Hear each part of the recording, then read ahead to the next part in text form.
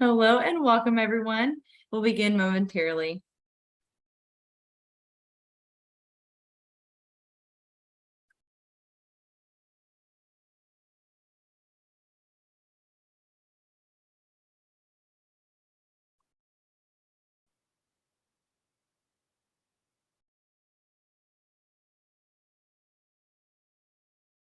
Thanks for joining us. We'll get started here in about 1 minute.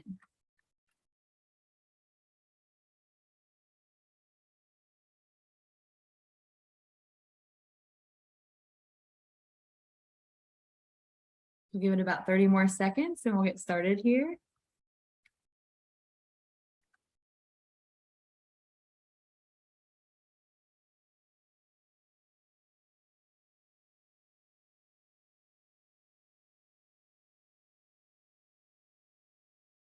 All right. Well, good afternoon. Thank you for joining us today. My name is Leah Shrivel, and I am the events manager at Innova Payroll. Innova Payroll is a national employer solutions company headquartered in Nashville, Tennessee, with 11 offices throughout the U.S. Innova provides a full portfolio of payroll and HR services, including HR outsourcing and employer benefits. To learn more, visit innovapayroll.com. I am honored and excited to introduce today's presenter, Karina Monesson. As Senior Manager of HCM Research and Advisory, Karina leads UKG's thought leadership research strategy and partners closely with business leaders to help them maximize the value of their people and technology investments. A former journalist and market researcher, Karina speaks regularly with conference and customer audiences about HCM trends and best practices, and her work and customer audiences about HCM trends and best practices in her work has been featured in Forbes, SHRM, HR Dive, HR Executive, HR Daily Advisor, and Human Resources Today. She serves on the research board for the Equity of Work Council and the board of directors for Conquer Addiction. And she is passionate about leveraging research, data, and technology to improve people's lives and drive systematic change. For attending today's 1-hour webinar, you can receive HRCI, SHRM, APA, and NASBA credit. You can expect to receive those certificates as well as the recording early next week. During this webinar, please feel free to submit any questions through the Q&A widget at the bottom of your screen. We'll get to as many questions as we can, and any questions we don't get to, we'll follow up with you afterwards. And now it's my pleasure to pass it over to you, Karina.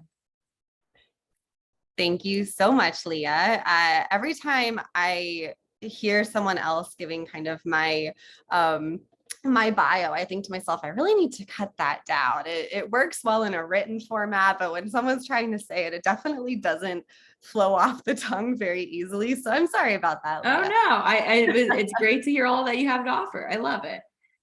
Awesome. Well, I am so excited to be with you all here today. Thank you so much for the opportunity to talk to you about our 2022 Megatrends. And I think probably a good way to start off here is to ask the question, like, what are the Megatrends in the first place? And the HR Megatrends are basically a lot of cross-functional work that I do along with more than 200 different stakeholders. I'm talking about HR executives in some top companies around the country as well as internationally. We work with a lot of analysts, we work with a lot of thought leaders, and we also just do a ton of secondary research, really looking at a lot of what's happening economically, a lot of what's happening on a socioeconomic level, and figuring out where we think the industry and society are headed in the next 3 to 5 to 10 year time frame. So these mega trends are not 10 ways to make it through 2022. These are a lot more forward facing, and we create these primarily for executives, but it's something that is really beneficial for, I think, everyone to be aware of what's happening on a larger scale, because it can help you prepare within your teams how to make sure you and your team and your company are leading the pack, essentially. And so that's really what we're doing with these mega trends. Leah already covered my bio. The one thing that I'll add is that I really am passionate about data and stats, and I'm sure that will come through loud and clear. But the reason that I love it so much is because every single statistic is a story. And that's what really speaks to me about the work that we get to do, is that I'm very grateful for the fact that I actually get to do research and create content that hopefully creates a difference in people's lives. So with that said, talked a little bit about what the mega trends are. Let's look at the process. So these 2022 mega trends has actually been things that we've been looking at and researching since January of last year of 2021. And so obviously it goes through some refinement as we go on, but it's pretty much a 1.5 year type process. We're at the very end of our speaking engagements for these mega trends. But again, these are meant to be long lead trends. So what I'm talking about today is definitely still going to be applicable now and next year and the year after that. So stay tuned for our 2023 mega trends. I'm actually in the process of doing that research and brainstorming and crowdsourcing right now. And I'd love to hear from you. If there's anything that you're seeing that you feel like isn't getting talked about enough, that's really important to the future of work, let me know. I'd love to hear it. So with that in mind, really, I think the underlying themes that came through loud and clear over the past couple of years has been that the balance of power has shifted between employees and employers. Employers have absolutely had a lot of power in this dynamic for a long time. And what we saw is that through the Great Resignation, employees were able to take back some of their power because suddenly employers were basically in this scrambling match trying to attract and retain their top talent. So I think it's interesting when we talk about these great resignations or great recession or great whatever we want to call it. I think that we run the risk of losing sight of exactly what we're talking about when we come up with these catchy marketing phrases. So everyone's been talking about the Great Resignation, but what does that really mean? Well, what it means is that 6 out of the past 8 months, we have had record-breaking quit numbers, which means that the entire history that the Bureau of Labor Statistics has been tracking the number of employee quit rates, 6 out of the past 8 months, that number has gotten higher and higher and higher. So we keep coming up with new records and then breaking them consistently. And I'm sure that you're all seeing those in your organizations as well. So just as kind of a fun poll, I wanted to ask everyone here, are you currently hiring? Break the ice a little bit.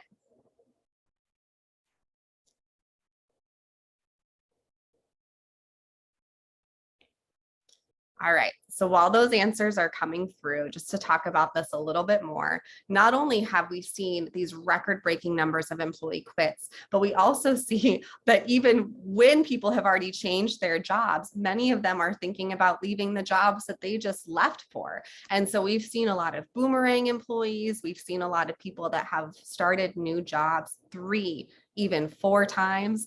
Yes. All right. So you see the results right here. 92% of you are currently hiring. There's only 1 person that is not currently hiring. And so this is definitely a dynamic that is very front of mind for a lot of employers. And this was something that we were predicting last year was really going to get out of hand even before some of these record-breaking numbers started coming into play. So this is definitely a really important change that we're seeing in the industry. And something that I want to mention that wasn't part of this presentation 9 months ago is the fact that we are hearing a lot about coming potential recessions, right?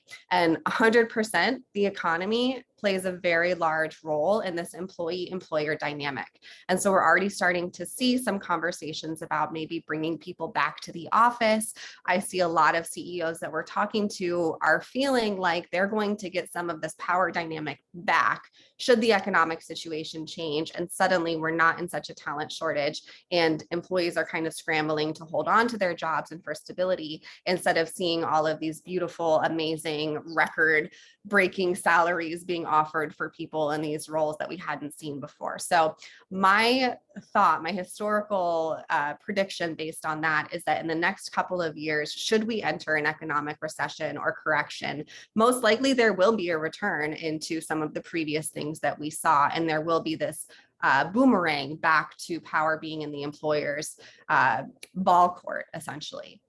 However, we expect, and this is kind of a preview of the 2023 megatrends here, we expect that leading companies, those that manage to be successful long-term, we're talking 10 years from now, will be the ones that do not revert to some of those pre-pandemic ways, because we know that employee experience and the quality of your talent is absolutely foundational to organizational success. So even though it is likely that there's going to be a little bit of change here when it comes to this power dynamic, I do not expect anything that we're talking about to reduce in the importance. And the fact is that best companies retain best talent, and that's true in good economic times as well as bad.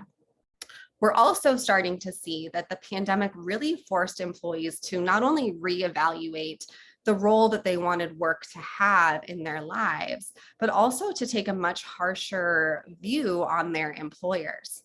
So we know that even back in 2019, the Business Roundtable officially changed their definition of what a corporation should be. And they said that instead of being only beholden to their shareholders, a corporation should be judged based on their commitment to all of their stakeholders. So that includes their employees, that includes their customers, their shareholders. It also includes the greater communities in which they operate and their overarching impact on the world. And so we're seeing this huge shift in what people expect from CEOs and what they expect from their organizations.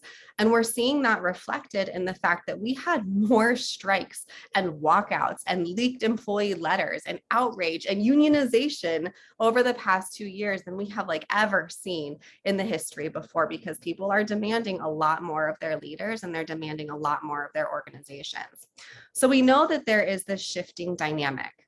But what also isn't talked about enough, I don't think, is the fact that employers are also demanding a lot more from their people than they ever have before. So we know that the burnout rates, went through the roof when many of us transitioned to working from home, as well as those who were not able to transition to work from home because they worked in some of these essential roles that required them to be on site. So we had people that were risking their lives to come to work every day. We had people that were working 80, 90-hour weeks and at all hours, basically completely burning the candle at both ends and running themselves into the ground, often with children at home that they were trying to simultaneously homeschool. So we know that all of these dynamics were really mounting in the fact that employers were asking a lot more of their people. We're supposed to show up day after day and try to do our best work when we're concerned about our children getting murdered at school, or we're concerned about going to a grocery store, or racial disparities that are happening, or a global pandemic, or food shortages. There's a lot happening in our life right now that is worrisome, and yet we are being expected, as we should, as employees, to come up and continue producing our best work. And so there's a lot of different dynamics that are happening here that we need to pay attention to, as well as the fact that there are a lot of reskilling necessities that are coming up as a result of the rapid digitalization that happened during the pandemic, or that was fast-tracked during the pandemic, right? We know that rapid digitalization has been something that has been a key player in a lot of our reskilling and upskilling needs over the past couple of decades. So all of that basically paints a little bit of the picture. There was a lot more things that we were looking at as part of our research, but those were kind of the key takeaways that we had in the back of our mind, those major themes that underlie each of the megatrends that we're going to talk about today. And so our 2022 megatrends, first one we're going to talk about is the growing influence of the gray collar worker, the new ethics of leadership, and finally, the rise of compliance, agility, and agency. So for our very first megatrend, I would love to hear from you all. Has anyone ever heard this term before, the gray collar worker? Okay. So I'm going to give you all a moment to answer that question. And the fact is that if you haven't heard of the gray collar worker, you are not alone. And organizations, as well as pretty much every single workforce conversation that we have, these generalizations, have overlooked a really key segment of our workforce, because we act like it's all black and white, right? Or all blue and white. we have blue collar workers, we have white collar workers, but the fact is that there is a large segment of people, of employees that don't fit nicely into either one of those categories. And so what we realized when we started doing a lot of research into the experiences of essential workers, as well as other people that never had the opportunity to safely work from home, from the safety of their home offices, what we realized is that this is a pretty significant and growing segment, and that because we don't talk about these people, we don't think about these people, oftentimes employers are really undervaluing their unique needs and considerations as well. And so we took a step back. We realized this was happening, and we were actually having a couple conversations with my team and I, and we're like, okay, so we've got the blue collar workers, we've got the white collar workers, but there's this whole gray area, right? Why don't we call it the gray collar worker? And after doing a little bit more research into that, we realized that that term has already been coined. There was the gray collar worker conversation that got brought up for the first time in 2006, but it hasn't really ever caught on. So, I haven't seen the results of that poll yet, but oh, there we go. Okay, so oh, wow, I'm actually impressed that 15% of you have heard that term before, because when we first started giving this presentation, pretty much I would maybe have one person in a room of like 100 raising their hands. So that's pretty exciting, actually, that this term is starting to catch on a little bit.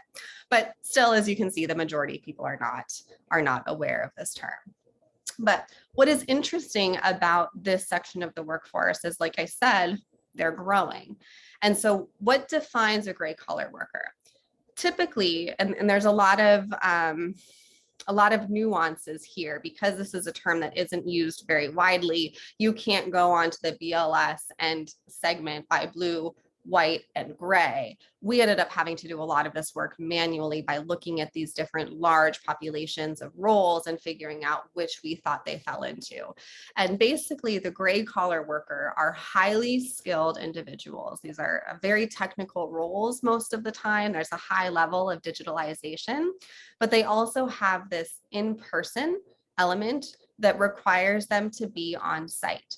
So probably the best example of a gray collar worker would be healthcare, right? So these are highly skilled individuals. These are not what you would think of as a manual factory worker just kind of shuffling things along, but they are not given a lot of the benefits, a lot of the investment and care that as well as the opportunity to be safe, for example, that a lot of the white collar workers are granted. So that's the best example of gray collar worker, but it could also be robotics engineers or other engineers that need to work on site. Even things like firefighters and police officers and even teachers could fall under this category, depending on how you wanted to categorize it. So the main thing here is not the semantics, right? It doesn't really matter whether someone's white collar or blue collar or gray collar. What we really wanted to bring to the forefront is the fact that there are a lot of roles out there, a lot of industries out there that are being significantly undervalued and underinvested in. And as a result, we have an anemic talent pipeline at the same time that we have this really increasing need for people in these types of roles. And so what we're seeing here is that we are in the midst of what the World Economic Forum is calling a reskilling emergency. And that's across all industries, because all of us, no matter whether we're in HR or we're in manufacturing or both, no matter what role we are in, our jobs are changing on pretty much a yearly, if not more than that basis, because we're trying to keep up with the rate of technological advancement. So reskilling is something that all of us need to be paying attention to, but particularly these people in gray collar industries are really facing the brunt of that, because they are typically dealing with such rapidly changing dynamics at work. They really need to be reskilled on a much faster level than the rest of us do. And so what we're seeing is this reskilling emergency and three major factors that are really exacerbating the skills gap. Two of them we can't really control. We can't control the rapid emergence of AI and other automation technologies. We can't control the fact that we need to have more skills in order to keep up with these types of technologies. But we can make a difference in this third segment right here, which is the fact that we are vastly under investing in employer-based training programs to help prepare our workforce for the future of their roles so that they can continue excelling and continue helping us as organizations be innovative and continue to grow. And that's particularly true with these gray collar workers. And I told you it was growing. Here's the proof. 13 out of the top 20 fastest growing occupations could be categorized as gray collar roles. And so again, this takes a little bit of nuance here. Some of these we could argue whether they're blue or gray or white, but for the most part, we just know that there is a growing need for workers in this type of industry, and that it really highlights the fallacy that we had when for a short period of time, we were really investing in our essential workers. We were talking about them. We were saying, you know, our healthcare heroes. And then very quickly that conversation changed, and we've seen the consequences of that. We have a mass exodus of teachers, of nurses, of other absolutely critical members of our society, leaving their industries entirely because they are not being given the protection, the investment necessary to make it worth their while when they've been put in these very stressful and very precarious situations during the pandemic. So, how do we attract and retain this absolutely critical segment of the workforce and therefore provide a boost to our economy, particularly if we are indeed facing a little bit more of a challenging time? Well, we call these the 4 R's. I'm sorry, I'm in marketing. I couldn't help it. The first one is rebranding. So what we realized is that a lot of these gray collar roles are suffering because people don't think of them as a great place to go. Now, obviously, healthcare would be a change here, but there are a lot of other gray collar industries that we would tend to think of more as blue collar, but just the fact that they've become so much more highly technical and highly digitalized, they now don't really fall into that blue collar category anymore. But what we've seen is that over the past couple of decades, parents have really pushed their children to go to college, to pursue these white collar industries. And so we as a society have this perception of trade work or other blue or gray collar roles as not as valuable, not as lucrative as some of their white collar counterparts. And the fact is that that's false. Many of these roles, you can earn 6 figures or more. And actually, we've seen during this great resignation that the skilled trades were actually the most difficult positions for employers to fill, especially because a lot of the people who have traditionally worked in these roles have been older individuals. So we've seen a lot of people retiring out of the workforce, and not a lot of younger people are attracted into these roles. So we have, again, this anemic talent pipeline for some of these very critical and lucrative and growing roles. So we need to figure out a way to rebrand them, to make them more attractive, to shed light through conversations like the one that we're having right now, that there are more opportunities than just the go to college, get a white collar job one that we have basically, for my generation at least, traditionally been told is like the main way to get ahead.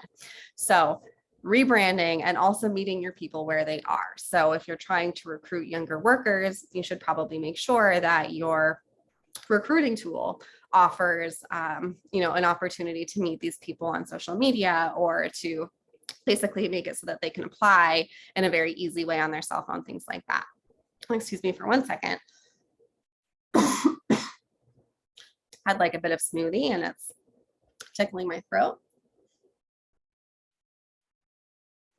You guys probably needed a minute to like digest everything. I know that I can be a pretty fast talker anyway. So moving on to the next we have rethink.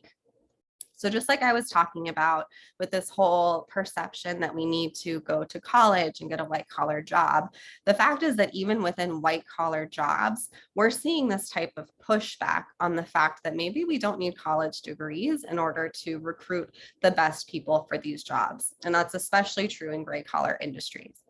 So I know it feels, at least to me, like everyone that I work with or have worked with in the past has a college degree, but it's actually a relatively small segment of the population that earns a college degree. Just 60% of May 2020 graduates went off to college, and historically, only 60% of people that enroll in college their freshman year will actually graduate. So we have a significant number of people in the workforce that don't have a college degree, that are automatically basically not given these opportunities to pursue roles in a number of industries because they don't have a degree. And there's a concept known as degree inflation, which is basically the idea that companies, and this really took off in 2008, by the way, because companies were dealing with the opposite problem of what we're dealing with now. They had tons of people that were unemployed and that were applying to their organizations. And so even for roles that had never required a college degree before, they're like, gosh, we have so much talent. Their recruiting tools weren't as seamless back then either. So they're like, we've got all of this talent. It's really exhausting to go through all of these different resumes. Why don't we just start requiring a college degree to get the cream of the crop and automatically filter out some of the candidates, so we still have this large number of people to work with? It's called degree inflation. It happened a lot starting in 2008. And unfortunately, even though we're now in the opposite dynamic that we were then, we haven't seen this backlash to it. And so a lot of people are just requiring college degrees for pretty much every single position that they have open, depending on your industry, for no reason. And so I really implore you and anyone that you work with who's involved in making hiring decisions and putting out job descriptions to really evaluate whether or not a college degree is actually necessary. Like, are you using it as a proxy for intelligence or experience? Because if you are, that's not the best way to go about it. And that's particularly true in these gray collar roles, or any role where a lot of on-the-job training is really critical to overall success. And so that brings me to this next one, which is reskilling and upskilling. Unfortunately, we have traditionally basically put the onus on our employees to be responsible for any additional reskilling or upskilling opportunities. Like we saw earlier, there is a significant underinvestment in employee training opportunities that are offered by the employer. And that absolutely needs to change if we're going to be successful in reskilling our people and upskilling them so that they are able to help us remain innovative and successful long term. And so obviously some of these learning development courses are probably the low-hanging fruit, and those are fantastic. Definitely encourage you to invest in those if you're not currently doing so. But there's also some other opportunities here that are much less utilized within the US. So the first would be apprenticeships. Now in Europe, apprenticeships are actually relatively common in terms of training people right out of high school to enter the workforce and become very successful. Here, only 1 in 300 American workers have ever participated in something like this. Usually our internships are only available to people that are actually in college already. And so we are missing this huge opportunity to really attract right individuals into our organizations and help train them up the way that we want them to be trained to be successful in our organizations. So apprenticeships are something that I anticipate will start catching on more and more, particularly as we continue to see some of this kickback against degree inflation. The internal gig economy is another favorite one of mine. And so this is basically applying what we see with gig economies to the world of our own unique organizations. And so this could look like taking a couple of programs or projects that someone who's normally responsible for, let's say they're going on maternity leave. This is a great opportunity to take some of those programs to other members of your organization and give them the opportunity to increase their skill set as well as their visibility within the organization, and help prove like, hey, I'm capable of taking on more, and I'm capable of learning and growing and developing my skill set even further. So this one doesn't require any additional investment. We do have some technologies that we're working on, which will enable organizations that we work with to do so much easier. But this doesn't have to have some type of HCM technology attached to it. You can get creative and have an internal jobs board, things like that, to really take some special projects and give people that are hungry for the opportunity to grow the opportunity to take on more and grow their skill set.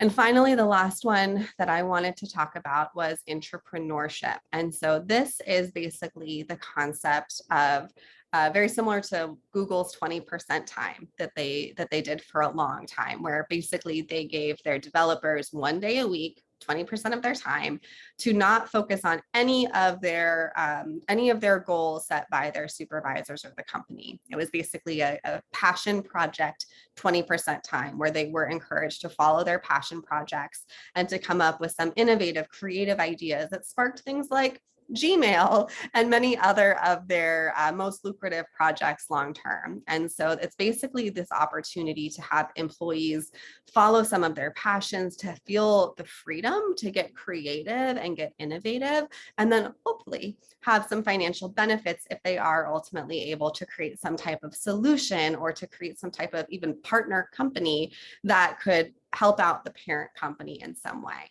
So this is particularly attractive to a lot of individuals because of the potential for significant opportunities for wealth, but it's something that we're not seeing very often at all. So I don't expect this one will really pick up steam anytime soon, but it's worth noting here because it's a pretty creative idea.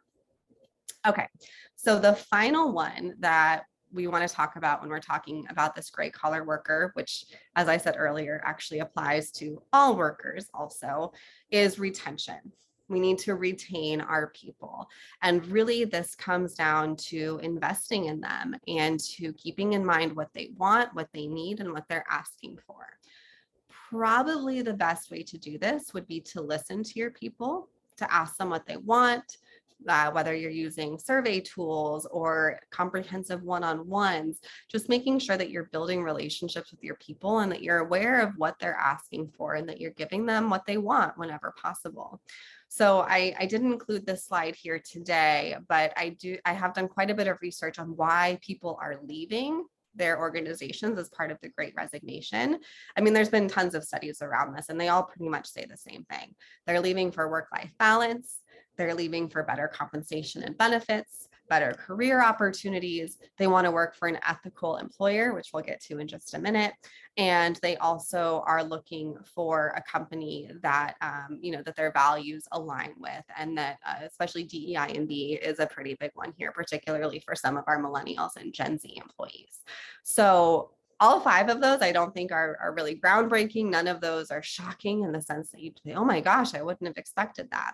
So when you're really looking at all 5 of those things, how does your company shape up? And if you're losing a lot of people and you're not really offering a great work-life benefit, or there aren't a lot of career development opportunities, these are really great places to start filtering out and figuring out where you and your particular organization have the opportunity to improve your outcomes so that hopefully you can retain your people better. But it really comes down to taking care of your people, right? Treating them the way that they want to be treated. So with that, it kind of segues nicely into our next megatrend, which is the new ethics of leadership. So I was pretty shocked by this study by the World Economic Forum that found that almost 9 out of 10 respondents felt that the need for real moral leadership in business was more urgent today than ever before. And this one, I mean, I include it because it's a big statistic. It's also a little bit fluffy. Like, what does that actually mean? Real moral leadership in business. It can be, you can think of that however you want to. But I think what we're really seeing here is the fact that people, like I said earlier, are demanding more from their CEOs and they're demanding more from their organizations. And I think, the murder of George Floyd and a lot of the other social crises that we were experiencing in 2020 and 2021, we saw this push for leaders to speak out on these controversial topics more than we ever have before. And traditionally, CEOs would never, ever, ever touch these topics at the 10-foot pole because there can be consequences, as we saw with Disney, right? So we have, it's controversial, it's dangerous, there are potential consequences, but what we're seeing is that there's consequences for not speaking out too, because employees and stakeholders and customers customers, and even shareholders are starting to demand more active social responsibility from CEOs and from organizations as a whole. So there is a lot going on in this topic right here. It's very complicated, it's very complex, and I expect that we're going to continue seeing more and more of this as time goes on, just because we are expecting businesses to become more political in ways that we've never seen before. And what's interesting here is that 52% of the Fortune 500 from the year 2000 are extinct. Let that sink in for a minute. So what we're seeing is that the shelf life of a Fortune 500 company keeps shrinking and shrinking and shrinking. And several decades ago, the shelf life, or the expected life expectancy to remain on the Fortune 500, was something like 50 years, 60 years. And now it's like 16, and they're expecting that it's going to keep shrinking and shrinking. And so a big part of this, we believe, is the fact that right now successful organizations are the ones that are taking a stand and that are making an effort to be ethical when it comes to how they're taking care of their people and how they are taking care of the environment, how they're taking care of the economy, really investing in some of these ESG metrics, which we will get to also in a minute. And so what we expect in terms of how CEOs and business leaders can really make sure that they are ethical organizations. The first one is to build trust-based workplaces. The second one is to incentivize, or rather require, ethical leadership behavior. And then finally, to develop outcomes-based leadership and performance models. So to dive into those a little bit further, what we've seen pretty consistently is that employees really want a lot more transparency than what their employers are providing. And this is true when it comes to things like pay, when it comes to, like where the business is headed, financial decisions and things like that. But it's also true about employees wanting more transparency about where their particular roles fit in with the overarching company goals, and figuring out what types of business decisions are we making and why, how is it going to affect us? Our M&A is part of our long-term strategy. All of these major decisions that typically CEOs and other business executives have kept relatively close to their chest. These are things that our employees are saying, I want to learn more about this. I want to understand. So transparency is very important. We are seeing that people are leaving companies because they don't feel like their business leaders are being transparent with them, and they don't know where the future of the company is headed. They don't know where they fit in. So this is a critical area. But transparency, even when done in the best of ways, is still just a one-way conversation, right? It's like a bugle. And what we really need to make sure that we're balancing that with is with listening to our people and critically acting on those insights. So I'm a big fan of employee surveys. I think that they get a lot of hate sometimes, and we talk about this burnout of surveys and people being sick of surveys. And that's true, right? We don't want to be over surveying our people. We don't want them to get survey fatigue. But in a lot of my research, what I found is that people aren't so much getting survey fatigue, they're getting inaction fatigue. And so when you're taking the time to ask your people, what can we do better? Or what would you like to see more of? And then there's crickets, right? Like you're not doing anything to address it. That is what makes people pretty upset. And that's what makes people completely disengage from future surveys or even leave the company. Because if you're going to take the time to ask them, but not do anything about it, you're much better off not asking them at all. And that's not to say that you have to do everything that your people say they want. There are a lot of companies right now that are grappling with the fact that their employees want people to be, they want to be working from home full time. And a lot of business leaders are saying, we're not going to continue that right now. And so what's important, however, is that even if you're not going to give people what they're asking for, it's important to have conversations about, we heard you, we're listening, we can't do that, and here's why, but here's what we're willing to do instead. And we'd love to work with you to figure out how we can make this a mutually beneficial relationship and a mutually beneficial solution that everyone is happy with. That right there, even though you're not giving people exactly what they want, you're at least acknowledging that you hear them and that you're listening, and that can go a really long way. So make sure that you're listening to your people, and critically make sure that you are also reacting to their feedback, whatever it is. And so ultimately, when you have transparency and you have listening and you have these burgeoning relationships, you're building relationships with managers and employees, and you've got a good culture, hopefully, in the best case scenario, that would lead to trust from your employees trusting the organization. That's absolutely foundational to employee engagement. It's foundational to retention. But there's a critical aspect to trust that, again, I don't think gets talked about enough.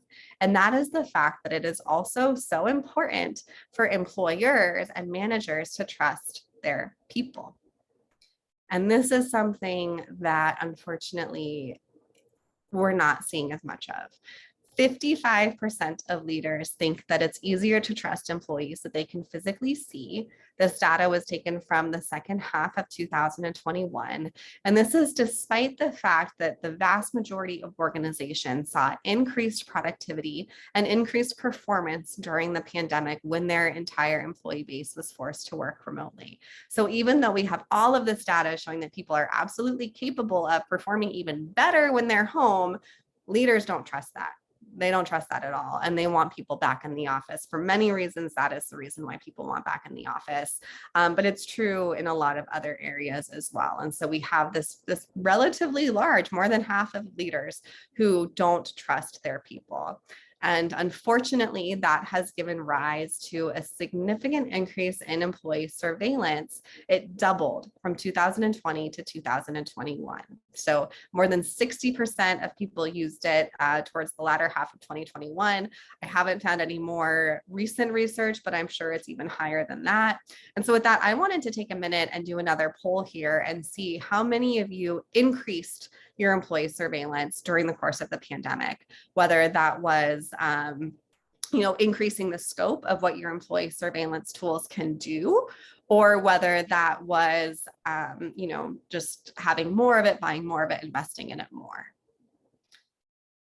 So thank you, Leah. We'll take a minute to get some of those responses in, because again, the majority of people did, right? This employee surveillance doubled. More employers than not today are using more invasive ways of tracking technology. And what I think is important to note here is that, like, we've always used employee surveillance tools. We understand as employees that when we have a company laptop, there's probably a good chance that our emails are getting scanned, or that they're able to see which websites we're visiting and things like that. Like, you shouldn't be looking at illegal stuff or not safe for work stuff on your work computer. That's pretty obvious. But there are a lot of technology tools right now, employee surveillance tools, that are doing things like accessing your webcam without permission or without knowledge, things like tracking how long it takes you to respond to an email, or the number of keystrokes per minute that you average on any given day. And so these are pretty invasive technologies, much more than what we're used to seeing. And that's pretty significant to know. So okay, that's awesome to see that 67% of you did not increase the use of employee surveillance. 33% of you did. So that's actually a little bit different than what the statistics found from Gartner. But that's great. And again, there are some employee surveillance tools that are important, but I would argue that, and the data backs me up here, that these types of employee surveillance tools, whether they are done with the knowledge of employees or without employees' knowledge, can really go a long way to strain this already very strained trust that exists between employees and employers. But more so than even that, I think the biggest problem with a lot of these employee surveillance tools is that they're not giving you the actual insight that you're looking for. So I know for myself, I would argue that my value to my organization cannot be summed up by the number of keystrokes per minute that I make, or how long it takes me to respond to an email, right? I'm on webinars frequently. I'm traveling, doing other things, which take me away from my ability to sit there typing, yet that does not mean that I am not providing a pretty significant value to my organization. But it is pretty impossible for any organization to use these tools and figure out, okay, well, this person is performing at this level, but that makes sense because they have this role. People don't have time for that. So the fact is that a lot of these surveillance tools are not really giving you the insight that you're looking for, which is ultimately who's performing well, who's getting their jobs done well, and who's knocking it out of the park. And these surveillance tools don't really give you that. And if anything, if your employees are aware of it, it's probably just encouraging a culture of people freaking out and just like typing away a lot for no reason and responding to emails immediately without ever having the opportunity to get into some of this more creative, deeper, much more meaningful work that will ultimately drive value for your organization at a much higher level than their ability to quickly respond to an email. So surveillance does not equal insight. And what I would suggest for you instead, whether you're utilizing these tools or not, is to really focus on developing outcomes-based leadership models, which is basically this whole concept where your C-suite, your top executives decide what their key organizational goals are, what really needs to happen in order for the organization to move forward and to hit their 2, 5, 10-year goals, and then develop KPIs to support those initiatives. Then it's a trickle down effect where the leaders meet with their direct reports, who meet with their direct reports, and so on and so forth, to purposely match talent to tasks and make sure that each level of the organization understands exactly what they need to do in order to help the company meet their overarching goals. So there's a ton of autonomy here. There's a ton of trust. There's a ton of ability for employees to say, hey, okay, so this is the KPI that I need to meet.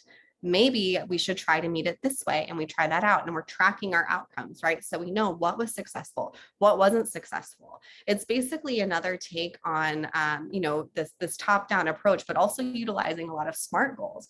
We should be making sure that everyone in our teams, everyone in our organization understands what specific, measurable, timely, attainable, and realistic goals they can do or they have in order to be successful at the end of the year. And as a bonus, when we have these very clear outcomes-based performance tools, we're not caring so much about whether someone clocked in at 8:30 or 9:30 or whether they're working in the middle of the night. I mean, some roles, again, it's different, but for a lot of people who might have had to kind of adapt a little bit, like myself, when I was working from home during the heat of the pandemic with my daughter and then my second daughter when she was born, I had to get a little bit creative at times, and I was working after they went to bed, and I was taking a couple of hours off in the middle of the day to take them to an aftercare place or to do something like that. Yet I was still meeting my outcomes. I was exceeding my outcomes. And so my boss didn't really care what time I was doing that.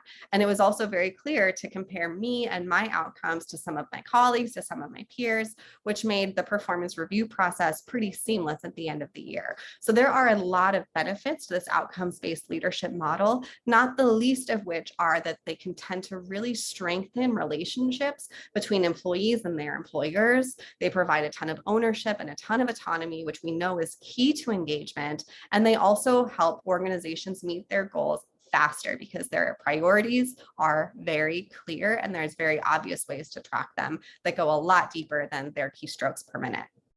So with that in mind, we are going to end on the final megatrend here, which is the rise of compliance agility. I hope you guys are still with me here. So this trend was basically based on the fact that we were looking at compliance. And whenever I'm meeting with HR professionals, whether they're our customers or prospects, the things that I hear again and again is that compliance is always top of mind because it's changing so fast and it's so hard to keep up with. And you're not imagining it. The speed and the frequency with which compliance laws are changing are faster and faster and faster and faster every single year. A lot of that was again sparked in 2008 with the financial crisis. We saw a lot of new compliance laws, and certainly the rise of automation and technology and AI and data privacy are sparking a lot more laws on a much faster basis than anything that we had ever seen previously in the history of our jobs in HR. So unfortunately, along with this increase in compliance laws comes an increase in employer fines and penalties. And so they increased almost double from 2018 to 2020. I have not found a more recent statistic for that. It'd be interesting to see because we do know that the pandemic has changed the compliance game even further. And now on top of everything else that employers and HR have had to deal with OSHA activity and lawsuit rise from, COVID-19 methods and things like that, there's also these new laws that we have to deal with, like the vaccine mandate back and forth and the pay transparency laws that we're starting to see crop up and all of that. So it's a very complicated landscape. And I think that the vaccine mandates are a prime example of the fact that compliance is not stagnant. And a lot of the times we'll see something roll out and then it'll be revoked and it'll be attempted in a new way and revoked and changed and turned around. And it's very difficult, if not completely impossible, for HR professionals to keep up with in a meaningful way. And so what we're proposing is that organizations and business leaders and HR leaders in particular need to recognize the fact that compliance is fluid, it's constantly changing, and that organizations and business and HR leaders really have to be agile in order to keep pace with this rate of change. So there's a couple of strategies that we have to stay current here. I highly suggest, if you are in a role that has anything to do with compliance, that you develop a compliance power hour, mark it on your calendar for an hour every single week, no matter what it is, where you can be unbusy, you can't be bothered, and you can just steep yourself in some of the recent happenings, some of the trends that you're seeing, read a lot of the newsletters that are available to you to make sure that you are doing your best to keep up with what's happening in the world of compliance. There are a ton of HR, government, and noobs subscriptions that I suggest you that you subscribe to if that kind of fits your role. The Department of Labor is obviously a great one, but there's also a few subscriptions that I really love, like HR Dive. There are Axios, which is one of my favorites. You can, with that, it's not just HR, but you can filter out some of the news that you want to get updates for, and compliance and HR are one of them. I have several others. I'd be happy to share them with Leah so that she can share them at the end when she sends out an email with the recap of this webinar, because there are countless subscriptions that I personally subscribe to because they're critical to my role as a trend spotter. But I would suggest, if you have anything to do with compliance, that you subscribe to many of these as well, so that you are seeing not only the laws that are being set, but where they're headed, right? Like spotting the trends and figuring out, okay, I'm starting to see Colorado is doing pay transparency, and New York is doing, and several other states are doing it.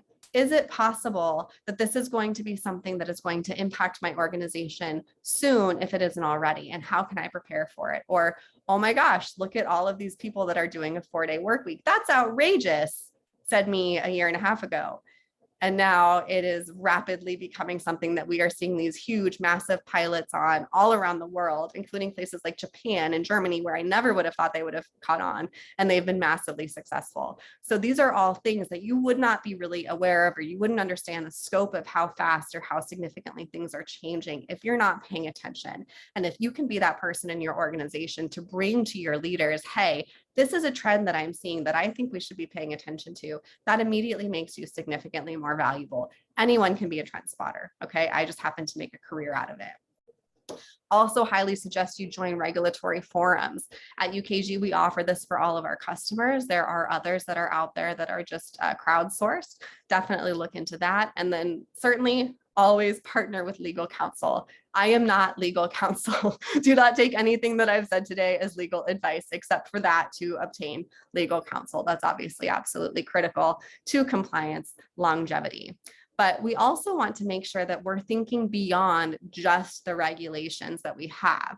When I think of attempting to just keep up with what's happening, like what I'm legally required to do, that's more avoiding the stick than it is chasing the carrot. And the fact is that when you are ahead of the game, when you're doing these types of things ahead of schedule, when you're spotting the trends and you're saying, we're going to be leaders in this area, not only does that set you ahead, that you're already prepared for these regulations when they come, but you also benefit from a lot of positive PR along the way and a lot of increased employee goodwill.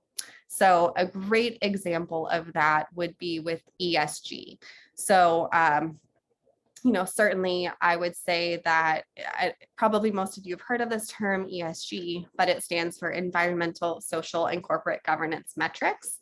And what's interesting is that these are the type of metrics that might track like your emissions and things like that, looking at a lot of different environmental, social, and corporate metrics. And these are not required right now. These are not like your financial reporting, which is required, but was only required several decades ago, right? So it hadn't always been that way. And we predict predict that ESG is going to be something that is mandatory and standardized and audited for all organizations, probably within the next 10 to 15 years, particularly as climate change continues to have more of an impact on every organization, which it certainly will. We need to be preparing for that. So ESG metrics are going to be something that are inevitable in our research and our predictions. Again, these are predictions, not law, but I would be shocked if 15 years from now, there wasn't some type of mandatory and standardized reporting for these types of metrics. So the opportunity here for leading organizations is to start tracking these metrics now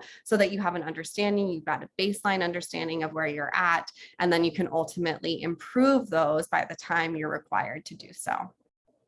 And finally, tech tools can help. I'm saying that as the employee of a technology vendor, but I'm not in sales. I'm not here to sell you. There's a variety of technology tools and payroll tools and everything else that you can utilize, but technology is really your friend, particularly when it comes to compliance. You're able to proactively manage it, protect sensitive information, control who sees it, even do things like flag forms that are going to expire within the next couple of months, or give opportunities to your employees to handle a lot of the tools that they need to do, a lot of the updates that they need to do in a self-service type of way, rather than that falling onto your shoulders when you've got plenty of other things that are driving a lot more value for your organization. So all of that to say, these were our top 3 mega trends for 2022 and beyond. And they're really underlying the fact that the world is changing. It's changing really fast, but so can we. So to cap that up, just a recap of the 3 mega trends. And if you have any questions, I'd love to hear from you. My name is Karina Monesson. You can find me at karina.monesson@ukg.com. I'm also on LinkedIn and Instagram, although Instagram is more for my sharing my kids and my yoga and my food. But if you love those, along with a couple peppered in trends of the workforce, please go ahead and find me. I'd love to connect with you.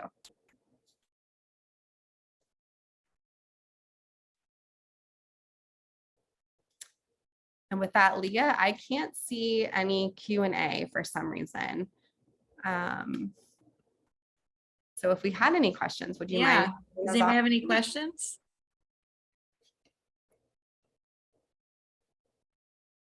All right, I don't see anything coming in right now. If you do have any questions, feel free to email them to me and I can always forward them on to Karina. Karina, thank you so much. And that was an incredible session. Very good. Lots of good information. My head is still full and still wrapping it all around everything. But thank you so much for presenting that with us today. For anyone who was on here, you will be receiving your certificate with your activity IDs, as well as the recordings, as a lot of you are asking about. You will receive a recording of this webinar early next week. So be on the lookout for that. As you guys exit, there will be a survey that pops up. If you could just take a quick minute to, it's only about 5 questions to go through that. We just love to get your feedback as we are doing these webinars for credit. And I think that's all we have. Thank you again, Karina, and thanks for everyone for joining us. Thank you, Leah. Thank you, everyone.